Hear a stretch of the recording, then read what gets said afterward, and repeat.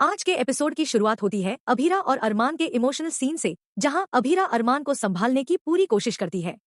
अरमान अपने ही डिलेमा में डूबा होता है और हाथ में फर्म का विजिटिंग कार्ड लिए उसे लगातार देखता रहता है। अभीरा उसे समझाती है कि कमजोर पड़ने का यह वक्त बिल्कुल नहीं है।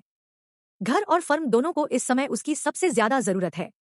लेकिन अरमान खुद को ही इस पूरे हालात का जिम्मेदार मानता है। वह कहता है कि उसे जो इतनी बड़ी जिम्मेदारी मिली है वो सब उसकी वजह से है, और जो कुछ भी गलत हुआ है उसकी जड़ भी वही है।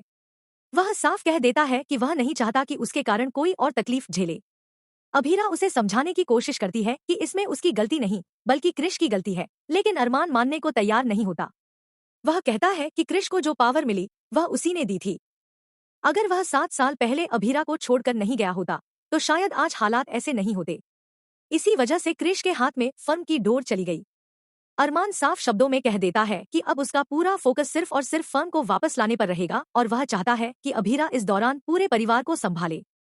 अभीरा उसे याद दिलाती है कि दोनों के बीच डील हुई थी कि वह फर्म संभालेगी और अरमान फेलोशिप प्रोग्राम पूरा करेगा। लेकिन अरमान कहता है कि हालात बदल चुके हैं और अब फैसले भी उसी हिसाब से बदलने होंगे। भावुक होकर अरमान अभीरा से रिक्वेस्ट करता है कि वह यह जिम्मेदारी स्वीकार कर ले ताकि वह बिना किसी चिंता के फर्म पर ध्यान दे सके। मजबूरी में अभीरा मान जाती है और दोनों एक दूसरे को गले लगाते हैं, लेकिन अरमान का ध्यान अब भी एम्प्लॉयमेंट कॉन्ट्रैक्ट पर टिका रहता है। अगली सुबह की शुरुआत होती है कियारा की पहली रसोई से। कियारा पूरे मन से शीरा बनाती है और सबको परोसती है। मयू हल्का सा मजाक करती है जिससे कियारा घबरा जाती है, लेकिन बाद में माहौल थोड़ा हल्का हो जाता है। हालांकि चाची माँ का चारू के खाने से कियारा के खाने की तुलना करना उसे अंदर से तोड़ देता है। दूसरी ओर तान्या और क्रिश के बीच तनाव बढ़ता जा रहा है। तान्या साफ कह देती है कि क्रिश की गलती की सजा वह नहीं भुगतेगी, जबकि क्रिश घर छोड़ने से इनकार कर देता है।